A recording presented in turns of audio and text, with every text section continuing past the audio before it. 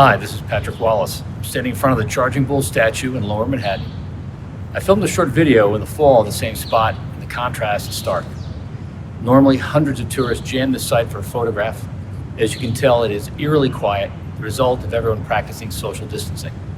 I live a few blocks away, and over 90% of the building tenants have vacated.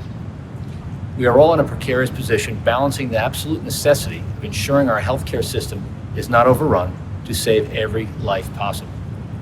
Contrasting the millions of people now claiming unemployment and the potential permanent loss of small and large businesses. Our economy, which was doing quite well just a few months ago, was thrown into a recession, and many ask, will the cure be worse than the illness? One quote from the Wall Street Journal says, "We burnt the town down to save a house." I am not trying to diminish the importance of fighting the virus or question how it is done. I leave it up to our elected officials. I only consider the long-term impact on both fronts. The frustrating part I see are the actions taken based on ever-changing data points. The numerator and the denominator are constantly changing. And like the numbers associated with this pandemic, so too are the numbers in the equity and bond market. Never has there been such a rapid drop from peak to trough, 3 weeks to drop almost 35% for most major equity market indexes. Cash demands to meet liquidation requests and short covering were so great that financial institutions sold shorter-term maturity bonds for whatever cash could be raised. This caused the bond market to seize. Prices dropped like stones and rates skyrocketed.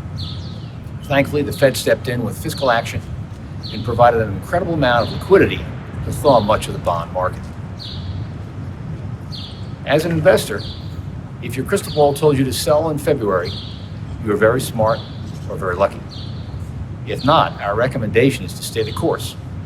The amount of time it takes for markets to bounce back from bear markets varies, but typically 2 to 3 years at the outside. Do you remember 2008? The market is already up 20% from the bottom. This last week was one of the best ever. If you're looking to invest your dry powder cash now, be very careful.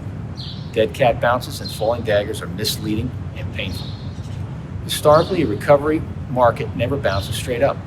There's still plenty of time for bad news that will potentially cause the market to retest lows. Be patient. This market has routed several sectors, namely hospitality, oil, and transportation, to name a few. Simultaneously, it has also created opportunities for healthcare, technology, consumer, and non-discretionary areas. Now is the time to be patient, and remain focused, emotionless. Many of you are faced with a furlough or even termination. No fault of your own. A comprehensive review of your current financial picture can provide definitive answers in a period filled with unknowns. K-Plan status. Does the current location offer the best investment options and ease of access? Stock options. Vesting, exercise options, tax implications, employee benefits. How long will medical and other benefits be continued? We're here to help. If you want a complimentary review of your financial circumstances, let us know. Now more than ever, portfolio management and objective, comprehensive oversight is critical. Emotions can decimate a portfolio in a very short period of time. Good luck, and let's hope the other side of this mess is just around the corner.